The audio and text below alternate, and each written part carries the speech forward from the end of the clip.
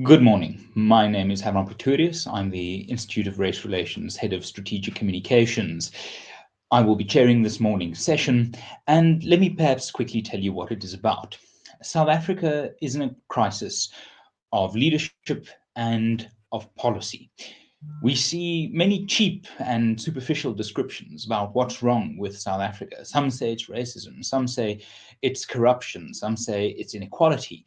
But the reality is, behind all of these possibly valid points, and almost invariably points that do have validity across South Africa, we see the failure of an economy. We see the failure of a socioeconomic system that isn't uplifting, that isn't empowering, that isn't, in short, growing.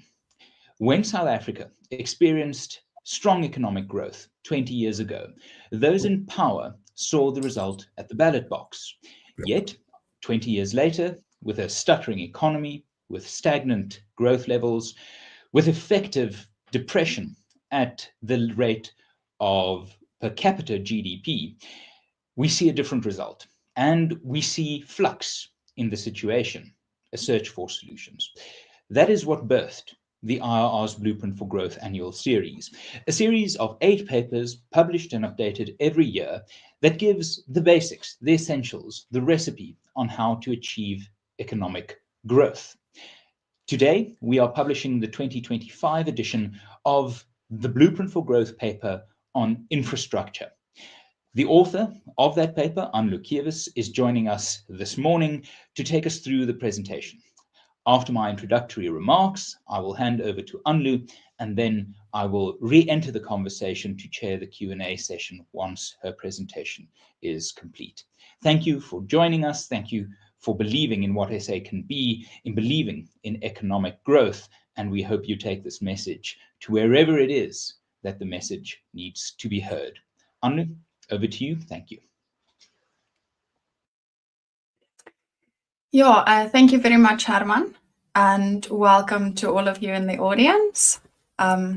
So if we at the Institute of Race Relations think about the future of South Africa and we envision what SA can be, we cannot see a good future for South Africa without a growing economy. And a big part of, if not the foundation on which to build a growing economy, is infrastructure. And that's why the Institute of Race Relations is dedicating a lot of time and attention to figuring out how to get the economy to grow. And as part of the focus of this particular paper, as Hermann mentioned, what went wrong with our infrastructure, how to turn it around, and prevent it from happening again. So with this presentation this morning, I'll go through a few different sections. The first one is really a why infrastructure matters section. Why should we even focus on infrastructure? We'll then talk about our current economic environment. Then we'll look into the reality on the ground of our water, electricity, rail and road, and port infrastructure. And then we'll look at what needs to happen next so that we can get the South African economy to grow at a rapid rate. So let's start with this question of why does infrastructure matter for South Africa to grow our economy? Sometimes it's not obvious. If people talk about infrastructure being really important, it's easy to pay lip service to the idea. And it has really become one of those things that politicians repeat in their speeches. But if we are serious about growth, we have to ask, why do you really need infrastructure? Why does it matter? So this slide gives a simple example. If all other things stay equal, smarter investments in roads lead to safer, more reliable transport. That cuts commute times, it lowers costs, it reduces stress, and it frees up time so that people and businesses can get more done.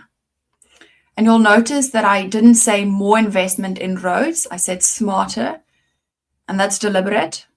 more money doesn't automatically mean better roads. We're just pouring money into a broken system if we do not actually fix the policy environment as well. So smarter investments throughout this presentation will refer to upgrading, maintaining, and planning, yes, but also investing in a sense in making sure that the policy environment is not restricting economic growth. And in that way, for us not to only spend more money. So this is the basic productivity effect of infrastructure on the economy. It makes everything else in the economy work better. And this is where we see that multiplier effect of the economy, of infrastructure on the economy. So this is still at a micro level here. We are looking at what happens when infrastructure improves the day-to-day lives of workers and businesses. So what happens when we zoom out a little bit? What we see then is when this growth starts to show, it attracts more investment into a specific area. It attracts more skills and jobs. And this is because people and capital move to places that work. So it starts with better infrastructure on the left, water, power, transport, digital systems that actually work.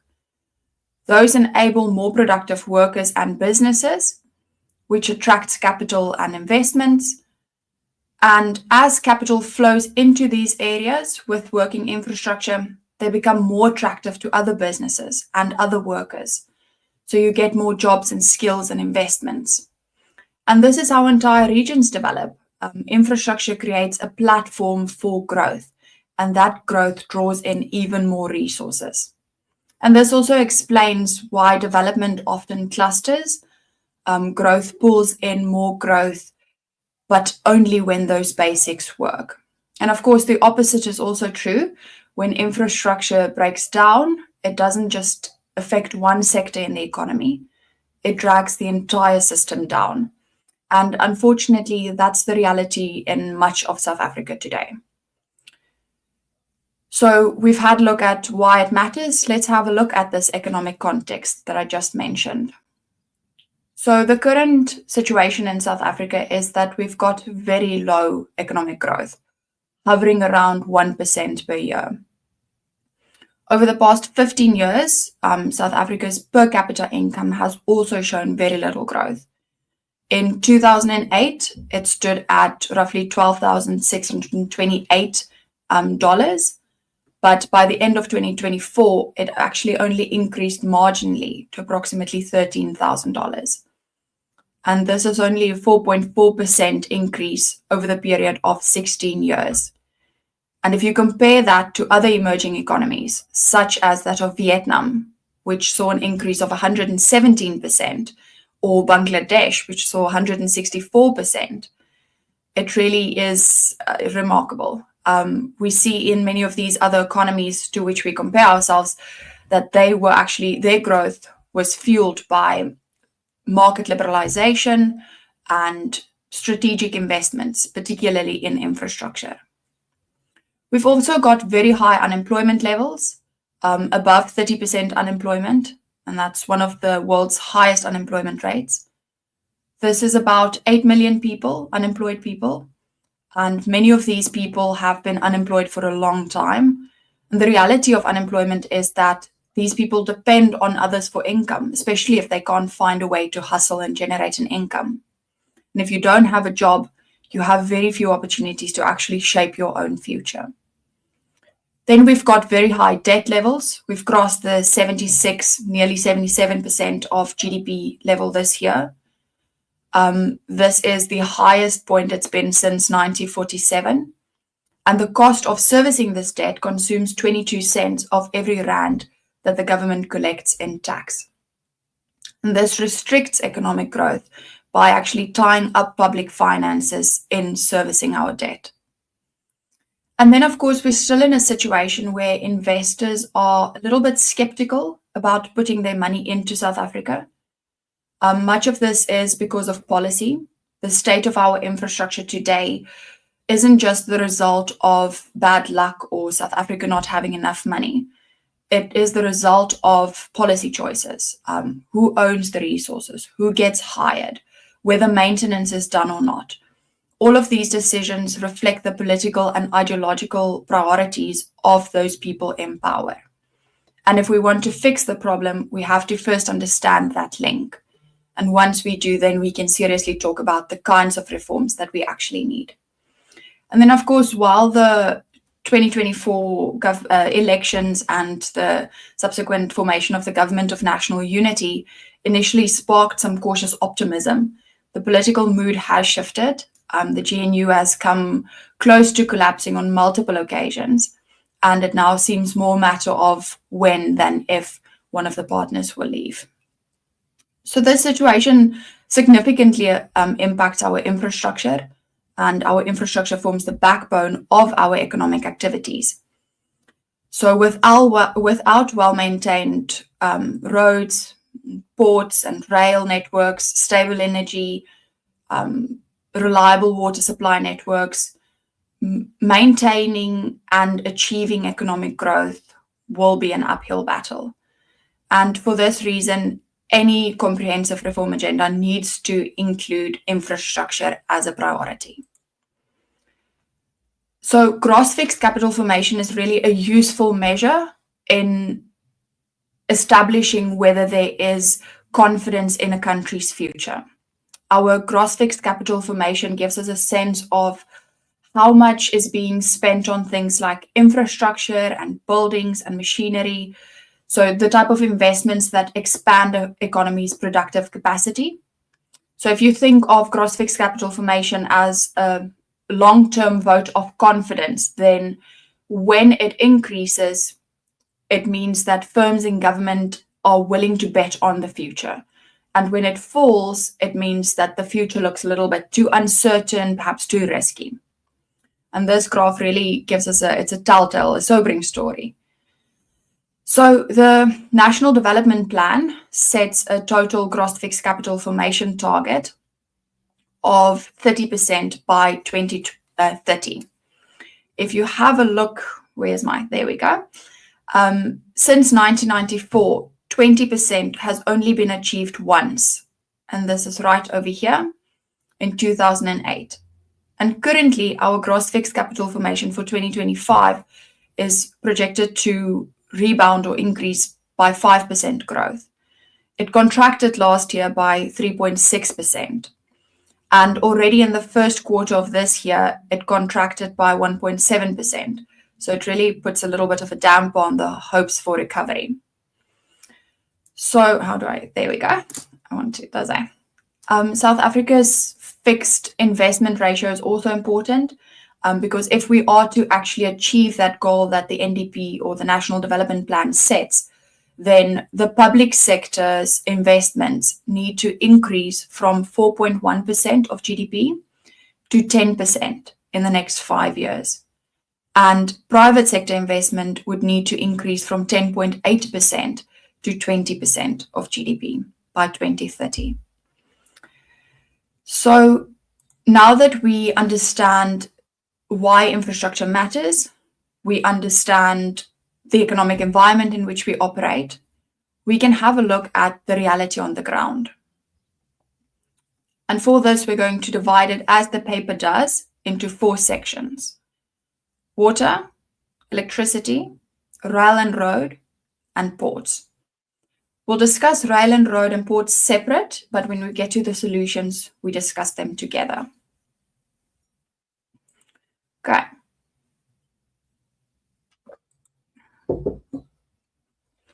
So let's take a look at what happened to our drinking water systems over the past decade.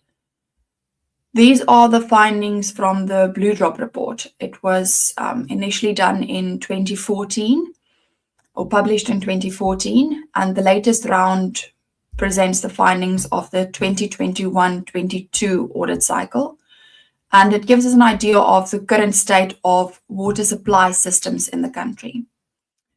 So in 2014, we had 174 water supply systems in critical condition. If you fast forward to 2023, that's 277. That's almost 60% increase in the worst performing category. Then the yellow, these systems are classified as poor. In 2014, there were 245 of these systems. In 2023, that number dropped to 174. But note, obviously, that they didn't improve. They shifted or slipped further down to the critical category. Average systems dropped from 444 to 373. So the middle of the pack is also shrinking a bit. And at the top end of performance, our systems qualified as good dropped from 129 to 108.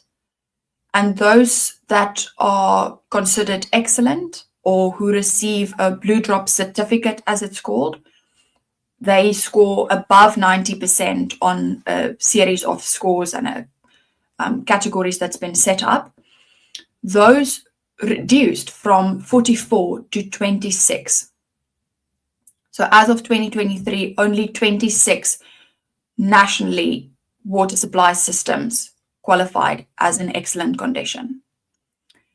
So in short, this really just tells us that the entire distribution system is shifting in the wrong direction. Fewer systems are performing well, more of them are actually falling into the critical category. And that's now the fastest growing category. So now that you have an idea of the quality of water supply systems in the country, the question really is, how does this affect people in their homes? Okay. So this chart shows us the share of households that in each province experienced water interruptions in 2024 that lasted at least 2 days. The national average, shown here in light blue, you can see is at 33.7%. That's roughly 1 in every 3 households. And nationally, about 14% of households said that they experienced water interruptions every single week. If we break this down a little bit more by province, then we can see interruptions that lasted at least 2 days are most common for households in Mpumalanga on your far right, the Northern Cape at 58%, and Limpopo at 52%. And it's least common for households in the Western Cape and in Gauteng. So even though more people across the country now have perhaps access to water, the quality and the reliability of water systems have worsened. And we see this from the Blue Drop reports. And then there's a great deal of evidence across South Africa that communities battle with safe, reliable drinking water. I recall specifically the Mafube local municipality, who received the national lowest score in the Blue Drop report at 4.3%. And there's a series of these municipalities who also then have water interruptions. Okay, so what caused this? What we're dealing with today, the dry taps, the failing pumps, the tanker mafias, which is also mentioned in the report, it didn't start with broken pipes. It essentially started with broken policy. After 1998, water was nationalized, and that shifted control away from local users, and it made everything subject to state approval. It really opened the door to political interference in licensing, in procurement, appointments, and instead of letting engineers and skilled managers run the system, decisions were really just politicized. Technical expertise in many instances were replaced with loyalty and over time this just gutted institutional capacity. And then at the same time, private capital was pushed out. So the policy environment became really hostile to private investment and private innovation. So it's often tempting to blame breakdowns or the lack of funding and skills, but the real rot started in how these systems were governed. And as we mentioned earlier, unless these are fixed, no amount of spending or patchwork, if you want, will hold. Then when we consider the policy, there's also a few other things that contributed to the current state of water infrastructure in the country. And one way to measure how bad this has become, specifically the lack of maintenance, how bad the lack of maintenance has become, is through the infrastructure leakage index. In 2013, our score was 4, and that just meant that our physical water losses were still manageable. But by 2023, we stood at 7, which is a sign of severe physical losses and mismanagement. And in several provinces, more than 50% of water is lost before it reaches your tap. And this is the direct result of low maintenance or lack thereof. There's also non-payment of contractors and laboratories and service providers. Municipalities fail or have a record of failing to pay those who actually keep the water running and the labs who do quality checks. And if you don't pay for the basics won't be done. We also have a problem of theft and vandalism in the country. Some of it's criminal, some of it's desperation, some of it can be attributed to, say, tanker mafias. There's an incentive for them to make a profit of unreliable service delivery. But the reality is that the cost is high of theft and vandalism, whether it's pumps or copper piping or whatever. Without proper surveillance and actual management, the system has become a target. Then we also have the problem of non-operational boreholes and the lack of flow monitoring. Flow meters are often broken or even missing, which means that officials can't even track how much water is moving or where it is going. Then there's the issue of inconsistency in technical and maintenance capacity. Some municipalities have qualified water engineers, others don't have a single one. And this creates a sense of inequality in service delivery because you can't expect them both to compete at the same level. And this is not only a rural issue, there's also bigger towns, large towns that have skeleton, essentially, technical staff. And of course, the issue of irregular and inaccurate data. According to the latest round of the Blue Drop report, 45% of municipalities can't provide the most basic information. And this often includes monthly consumption, billing information. So yeah, if the problems of service delivery and water losses are to be resolved at all, actually understanding the issues through regular and accurate data is the first important step. Very well, then we've looked at water, we can have a look at electricity.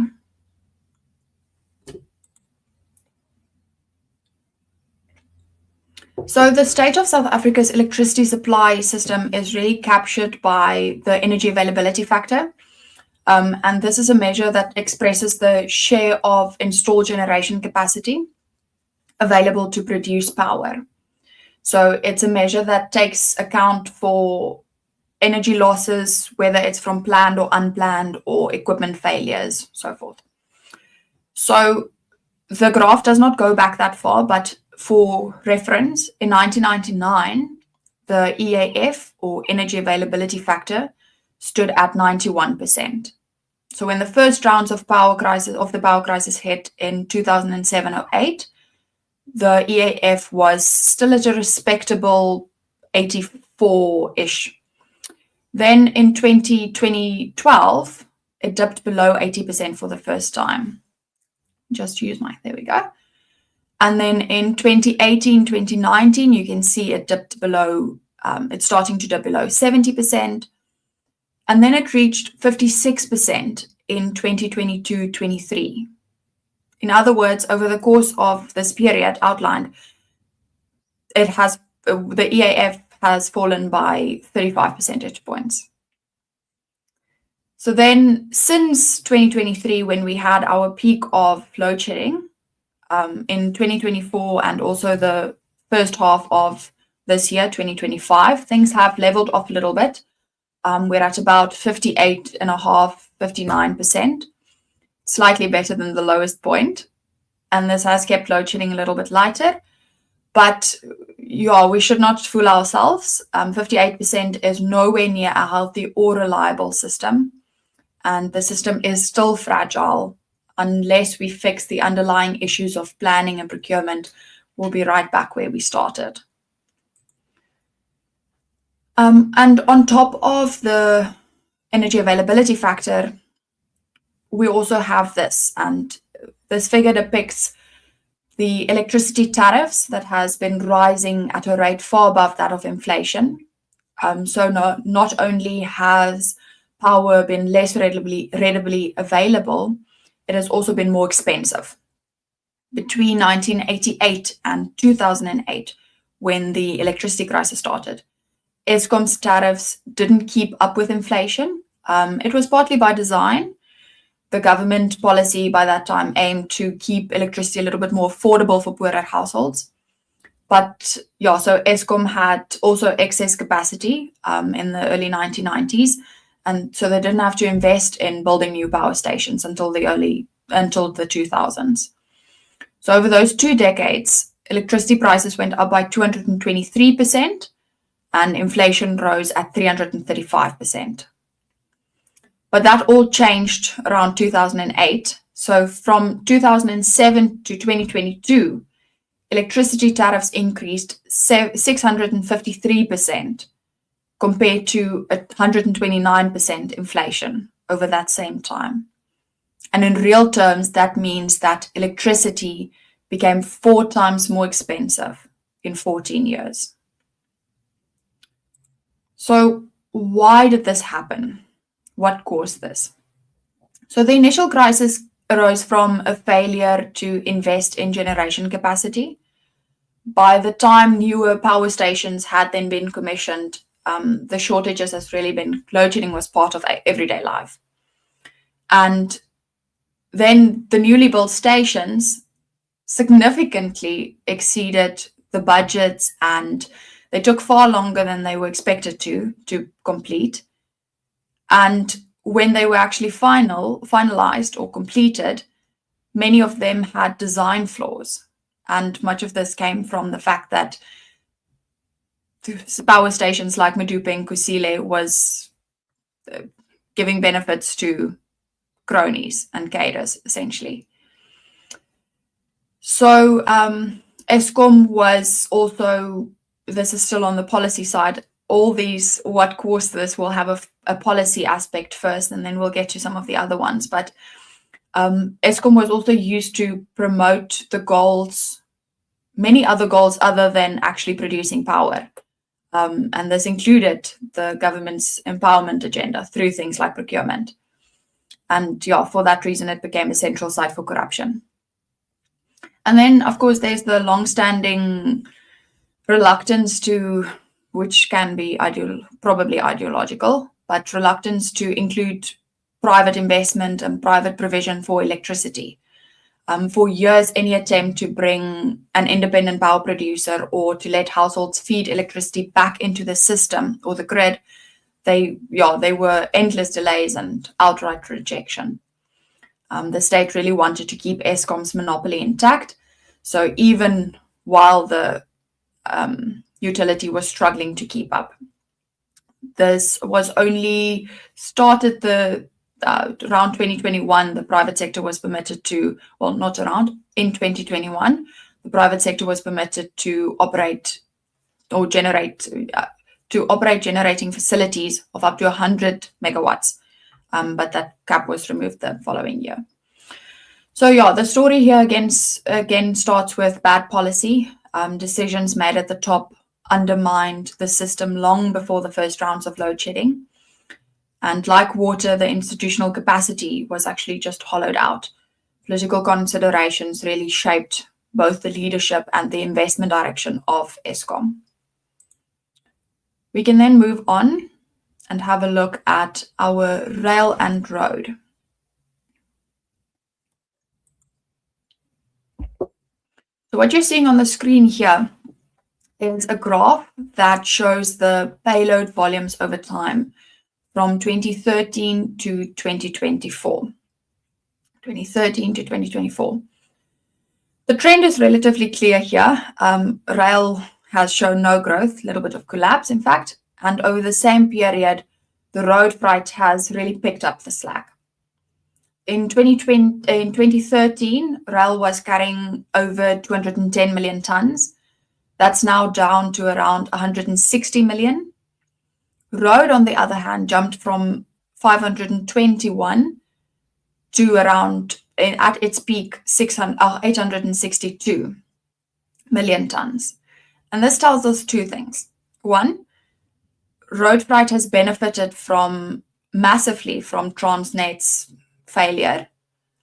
Businesses still need to move goods, and if the trains stop running, they switch to trucks.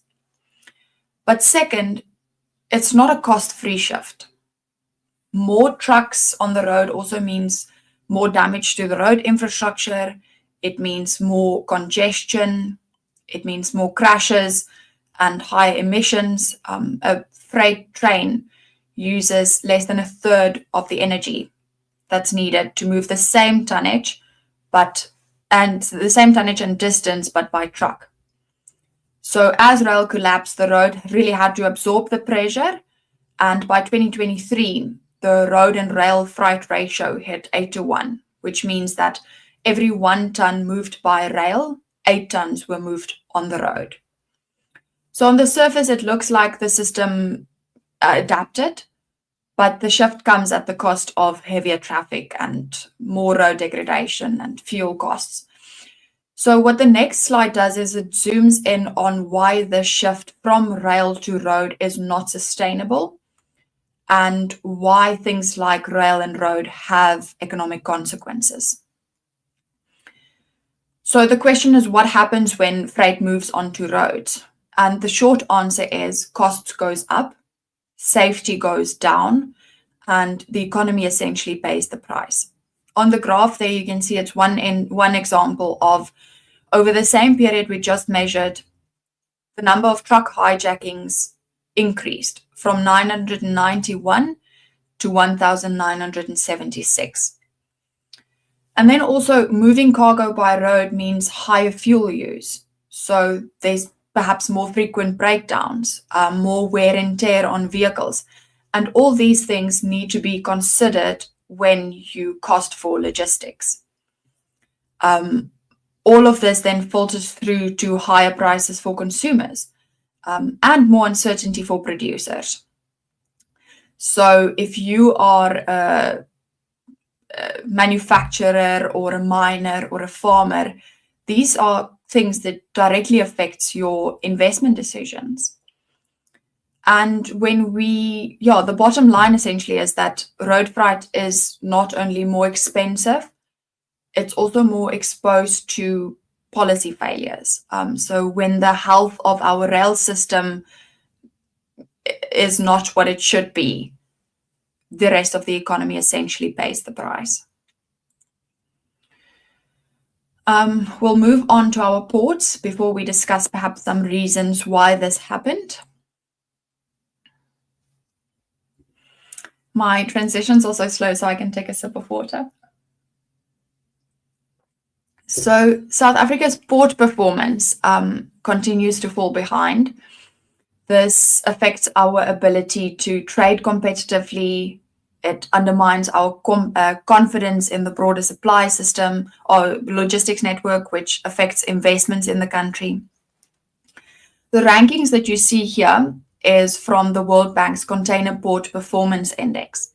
In 2021, out of 270 ports that were assessed globally, our 3 major ports were already near the bottom. We had Gqeberha at 312th, Durban 364th, and Cape Town at 365th.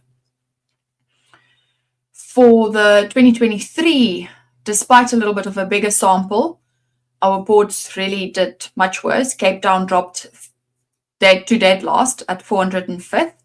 Durban, which is our busiest port, fell to 398th, and Gqeberha moved from 312th to 391st. And it's clear from this that there's been very, very little to no improvement. In fact, things have worsened. What's even more striking about the container port performance index is that our nearby ports like the port of Maputo and Walvis Bay is pulling ahead. They're smaller, but they're much better run. And increasingly, we see South African exporters making use of them.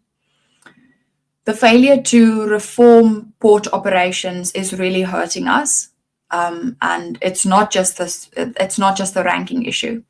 The congestion and the inefficiencies again is driving up costs, and it is keeping our economy from growing. So what caused this? What's behind the collapse in performance that we've seen across road and rail and our ports?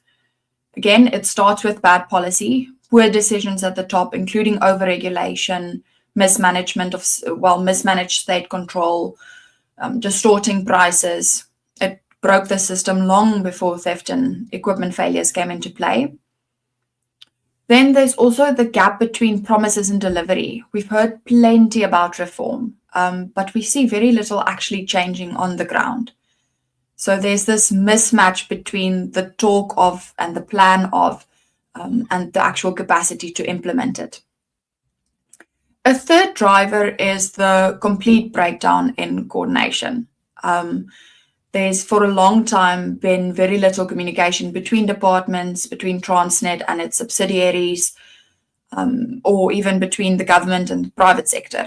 The government has now released its roadmap for digital transformation, which the goal is to coordinate a little bit better through digitalizing many of these systems, but we are yet to see that being realized. And then on top of this, again, theft and vandalism is a routine in the country. Copper cables are stripped from rail lines, port equipment being damaged, and many of these replacements take months. And then lastly, the government has been very slow to act on problems that are already well known. Bottlenecks and inefficiencies have been flagged for years. It's not a new thing. And instead of urgent intervention, there's always another plan for the future. So there's a little bit of institutional lag there. And the result of all of these things across rail and road and ports is that there's not only a few weak spots, it's that the entire logistics network is struggling to operate. So now we've had a look at why it matters, the context in which we operate, the reality of the infrastructure across these four sectors, but where to now? We are now here. What do we do next?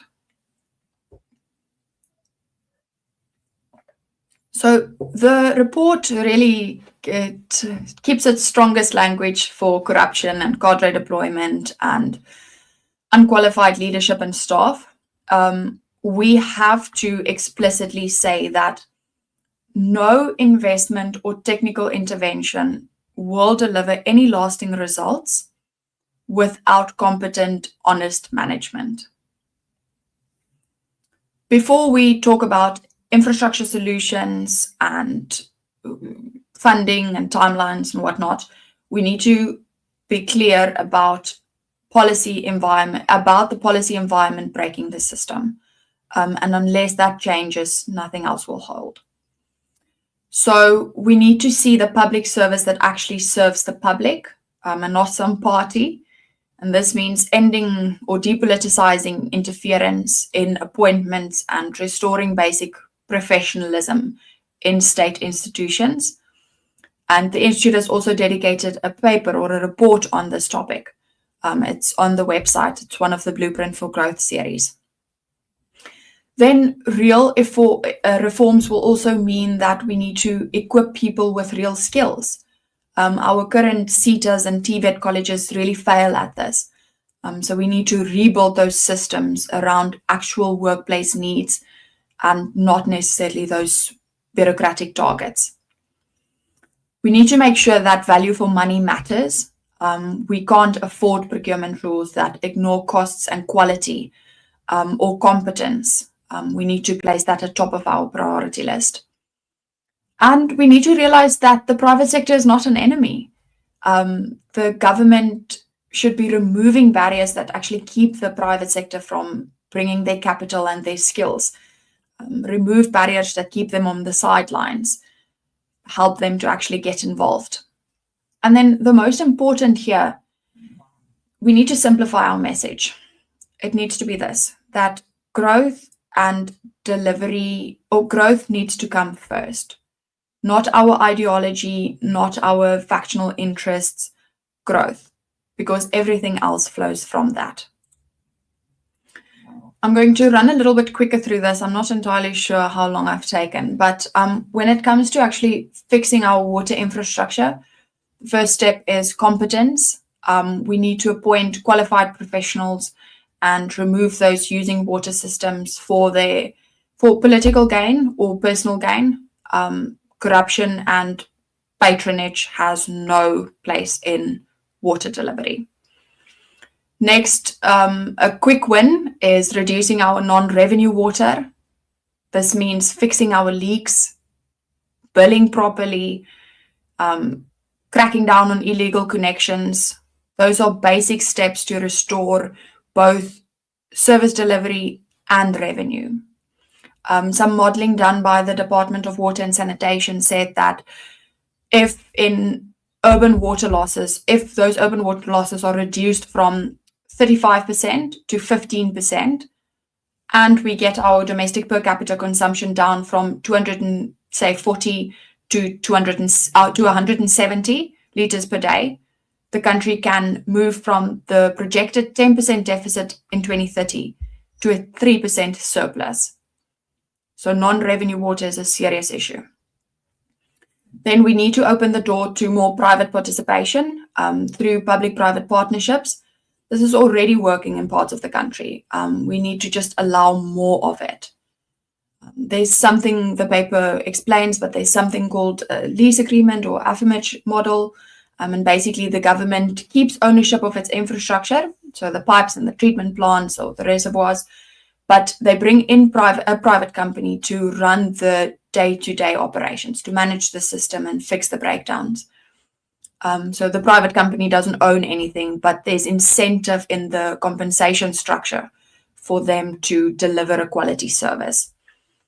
And through this way then to bring in the private sector skills and the accountability without losing any of the public oversight. Then we really need to rethink control. Municipalities are quite often unable to manage bulk water systems, and shifting oversight to an independent professional regulator would ensure better standards and better service delivery. And then, of course, none of this works without the technical skills on the ground. We need focused investment on training across the board. And finally, we can't leave our rural systems behind. Rural water investment needs to be a priority. Or that gap between our urban and rural areas will only grow. And we mentioned this in the beginning when we looked at why infrastructure matters. If we have good quality, strong water systems, it will attract more economic growth into that environment or area. So these are the practical steps, but we need the political will to act on them. On electricity, the priority is simple. More power, faster. After over a decade of very low economic growth, the country really needs to focus on, or the government needs to focus on giving the country power that is reliable and affordable so that we can support our economic growth. And this is also important to actually support social cohesion because it is in jeopardy if the economy does not grow. And rather than getting caught up in debates over public energy sources or about which energy sources to use or what ideological convictions there are in support of each, the priority really should be given to just quickly cutting the costs and guaranteeing that there are uninterrupted, affordable electricity. So to get this, we need to cut the red tape. There are many companies ready to build capacity, but they are being blocked out by outdated regulations and approval delays and stuff.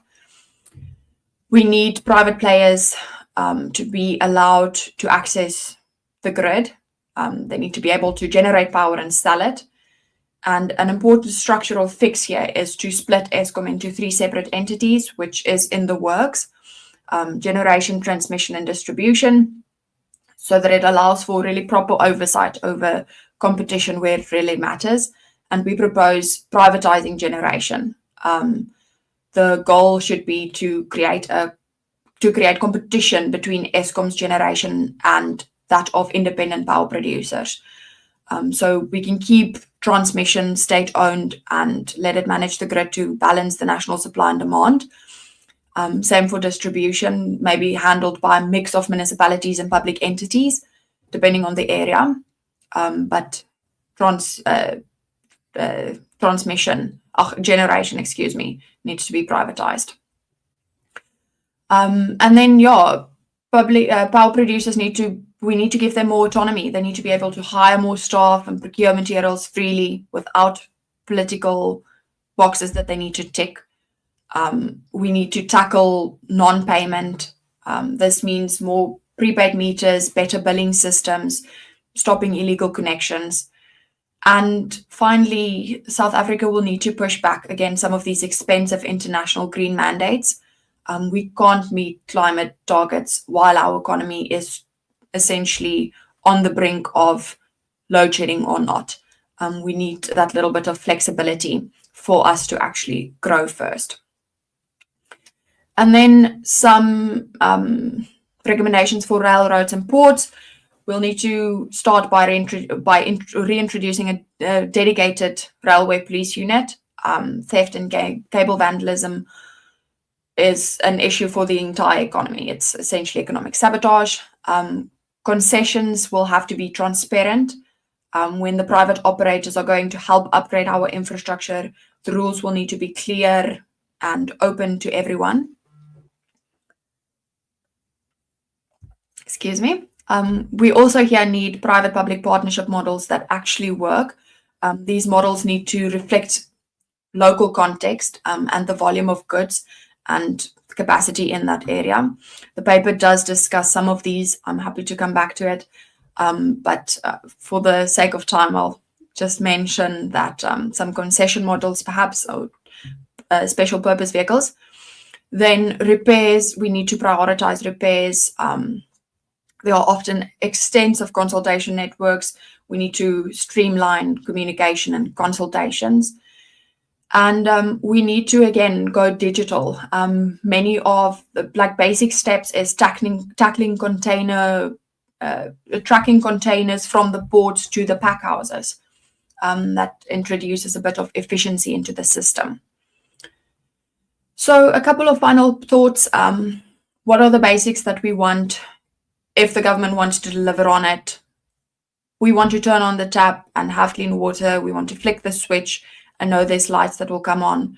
Drive on well-maintained roads. If you're a business, you want to transport your goods on rail and road, you want to have both options available. And we need ports we want ports that are seamless in our import and export processes. But none of the infrastructure challenges really outlined in this paper, and none of these basic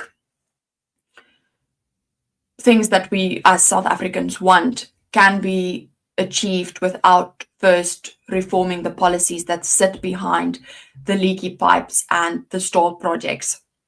The deterioration of South Africa's infrastructure more broadly first comes from political decisions. Preferential procurement, affirmative action targets, these are applied without regard for competence, cadre deployment. So fixing South Africa's water, electricity, rail and road and ports, it can't be treated as only a technical task. It requires more than money and a little bit of expertise. It requires us actually changing the rules about the decisions that are made, who makes them, and on what grounds are they made. And if the GNU truly intends to strengthen our social cohesion and to get our economy to grow, it has to place economic growth at the center of its agenda. And by following some of the recommendations throughout this presentation and the report, that we can shift South Africa onto a higher growth trajectory, and that will have incalculable benefits for all the people of South Africa. That is all from me at the moment. I'll hand it back over to Hermann. Thank you. Thank you very much, Anlu. So a few questions from your presentation and from the report. You mention the question of cutting red tape for power build-out. You call for removing bureaucratic regulations that slow down generation, expansion, and drive up costs. What rules would you suggest as the sort of first port of call for scrapping, or at what level of policy, national, provincial, or local, do these changes mostly need to be driven from, would you say? Well, so much of the hard decisions that needs to be made around policy needs to be made at a political level. It is unfortunately that the big policy decisions is made at a political level.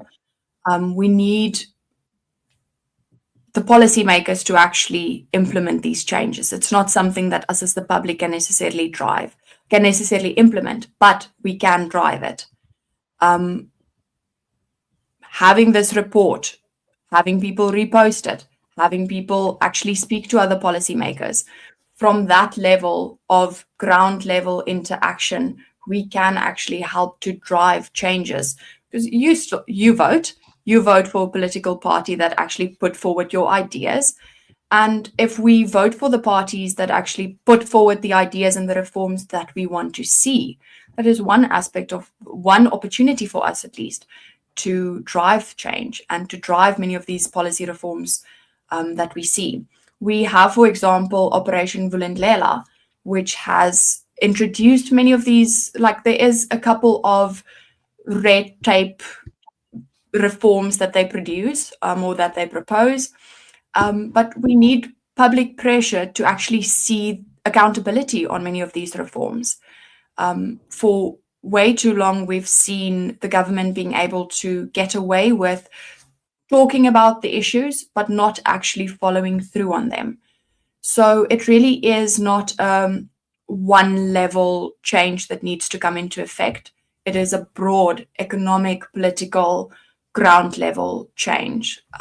You have influence essentially on your councillor in your ward, and your councillor have power over, or at least has the mandate for service delivery. So if you have a little bit of pressure that you can exert on your councillor when you actually go for a ward vote, it has an influence on also national policy. So it also puts a lot of responsibility on us, but certainly a broad policy change that is needed. Yeah, I think that is quite often overlooked, is the sense to which voters and citizens own the political and policy environment within which these decisions are made. I was particularly intrigued by some comparisons that you have in the report with Vietnam, I think Bangladesh, I think Uganda was also sort of emerging market peers. In writing this report, what really struck you as part of why South Africa is lagging, despite our industrialized levels, lagging behind economic growth with regards to infrastructure? I think just the level of actual follow through. South Africa has, it's follow through on policy that, so South Africans really, I think the majority of South Africans, as we've also shown in our own polling, want policy that they want infrastructure to work, and they have a general sense of what policy is needed to get our infrastructure to work. And I think South Africa has for a long time not been following through on the policy that the public actually wants. If you look, for example, I have a couple of, in the report, we have a couple of examples of case studies where some of the proposals and recommendations that we make has actually worked.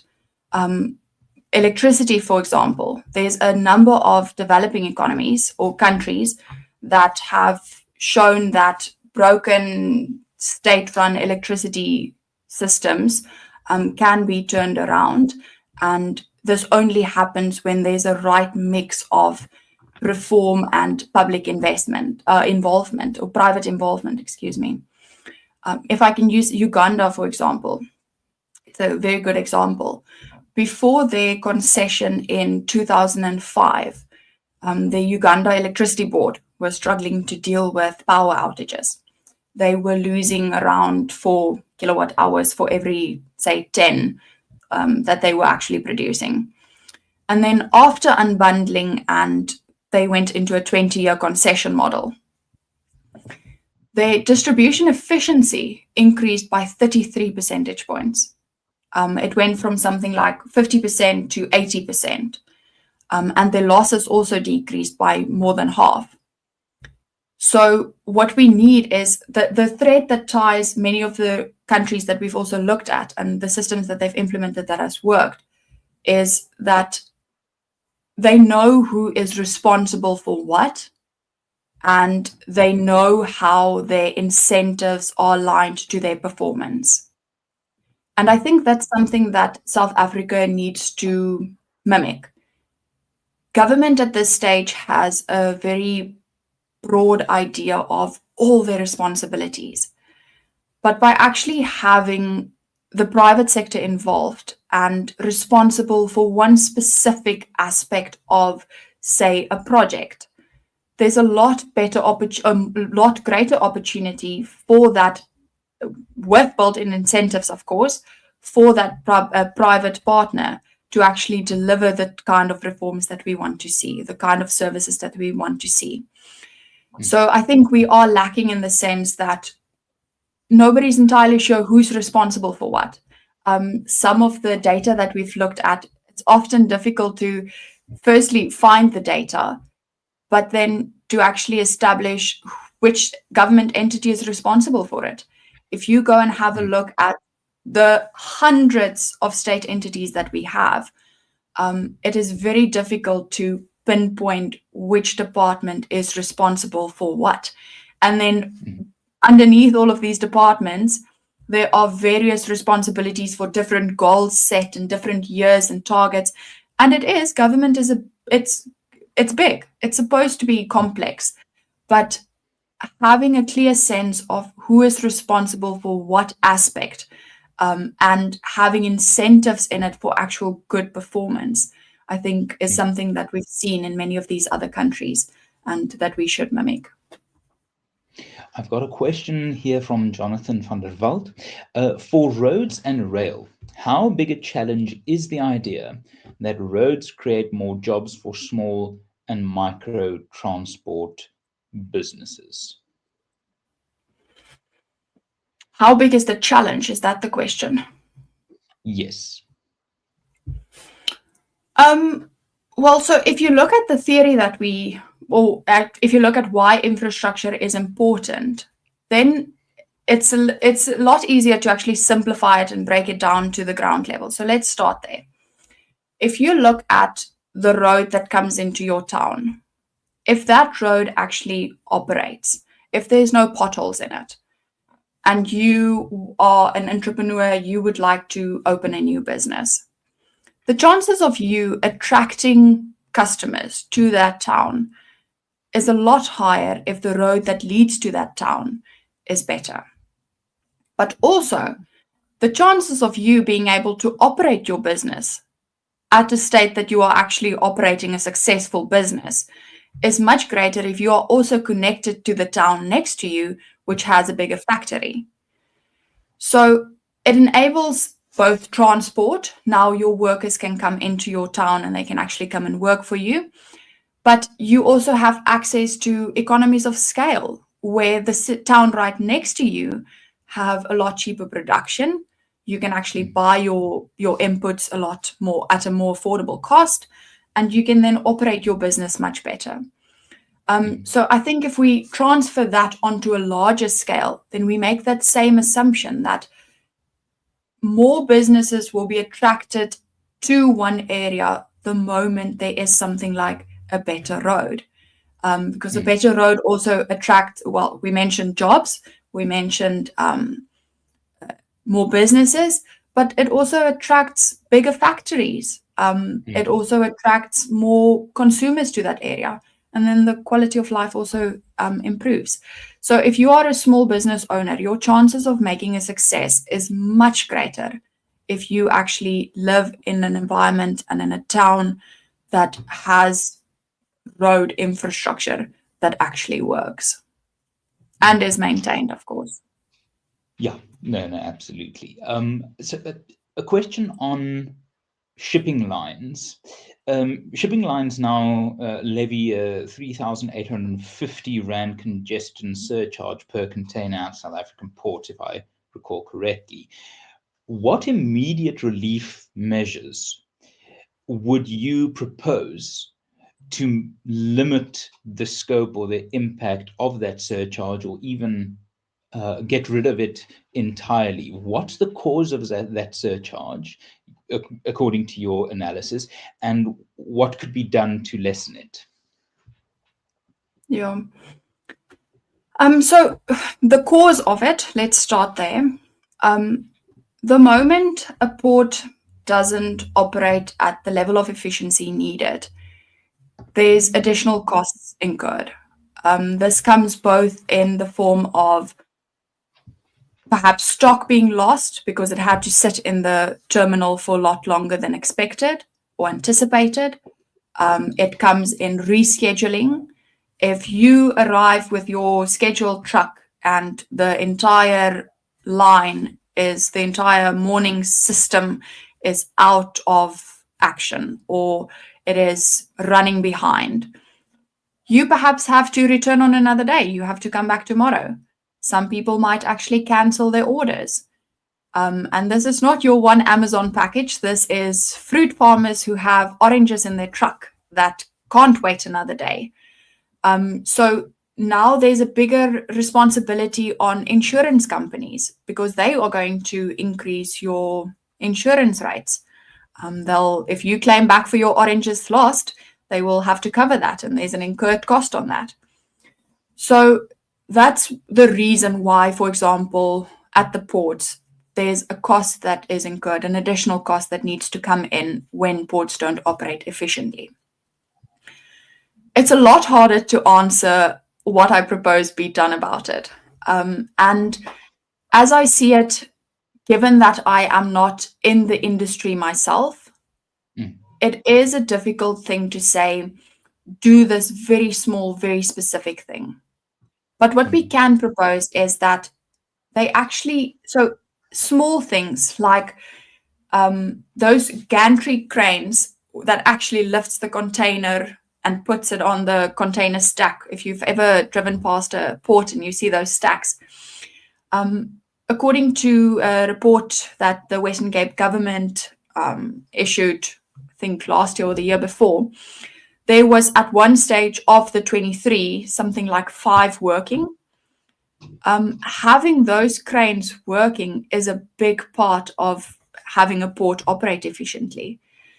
Smaller things like the fact that many of the operators at the ports didn't have a handwritten, it doesn't have to be handwritten, but there was no handover by shift change.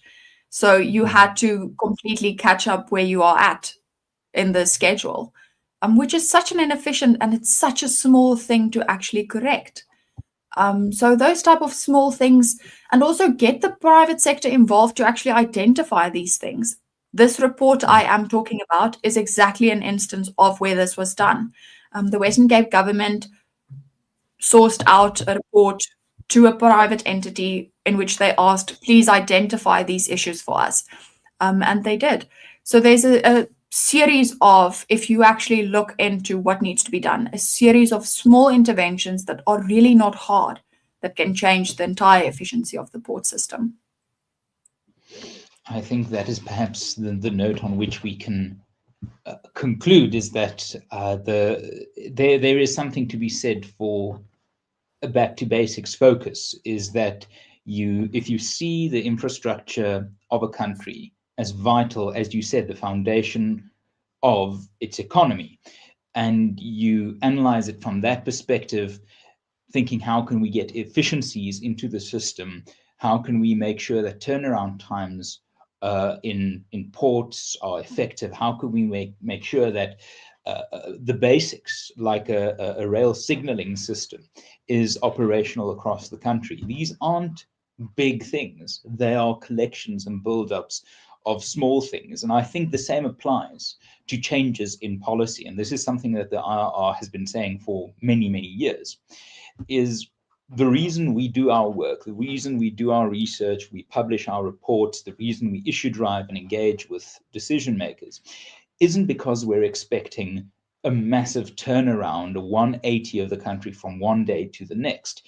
It really is, like infrastructure development, the consequences of many small positive decisions. And Anlu in her presentation made this point that you have access to a politician at your local level, your ward councillor, PR councillors. We really as citizens have the ability to influence in terms of our political vote, but between elections in terms of our political participation, but perhaps more importantly in terms of our consumer power. There is something to be said for the pressure that can be exerted by ordinary people, because many small victories ultimately align, like infrastructure recovery, to bigger victories. And I want to leave you on that note. Anlu's research here is truly exceptional. It is a great report. I would encourage everyone to go and read it. It is written accessibly, and it contains very, very useful case studies to show that this isn't theoretical. We can look at countries like Uganda, like Vietnam, to see where their solutions have worked and where we have failed. But more than that, I urge you, see today's webinar, this report, as part of building what SA can be. The opportunity for you as a voter, as a citizen, as a consumer, to exert pressure at the micro level so that it ultimately builds up to the macro level, and we can turn our country around and construct a future that can be truly free and prosperous. Anlu, I thank you so much for your time today, for your excellent presentation, for your really, really excellent report. We will see you again when we launch further of these reports. Sorry, Jane Stuckey is just asking a question in the comment section that I can't ignore.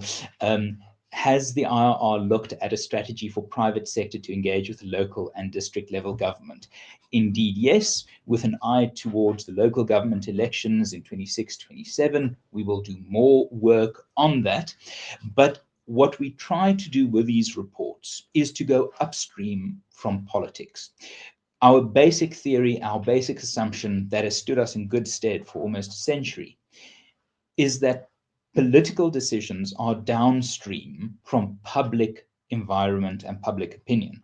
So if we can mobilize upstream from politics, we can make sure that we don't have to just engage at a government level, but we engage with ordinary citizens and we build an organic snowball from there. Thank you for your attendance today. Anlu, thank you for your work. We will keep fighting the good fight. We thank you for your support, and we will see you next time as we fight and build what SA can be with your support. Thank you.